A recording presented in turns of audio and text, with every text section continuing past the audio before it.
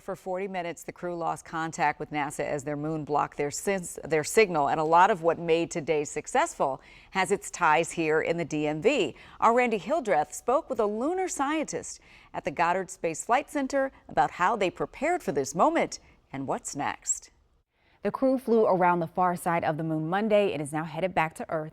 According to the Associated Press, astronauts took photos of the moon with a Nikon camera and even snapped a few pictures with their iPhones. After all, it's 2026.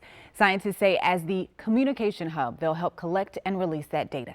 Around 9:20 Monday evening, the Artemis II crew wrapped a busy day of lunar observations. For the first time, they saw and photographed the far side of the moon, a region the human eye has never seen. Space history being made, and the DMV is part of it. For Artemis II, I helped identify some of the targets that today the crew observed. Noah Petro is a research scientist at NASA's Goddard Space Flight Center in Greenbelt, Maryland. Hearing them describe color and texture and albedo and topography. Crew member Victor Glover reported back to Earth some of what he saw, saying some of the peaks on the moon were so bright they looked like they were covered with snow. Petro says the Artemis crew will do a full debrief with scientists Tuesday about the experience, and Goddard will help collect and release the images they captured. Goddard is the key center for coordinating communication with the spacecraft. Other DMV ties include Baltimore native astronaut Reed Wiseman, who was the commander on board, and Dr. Kelsey Young in the science chair in mission control,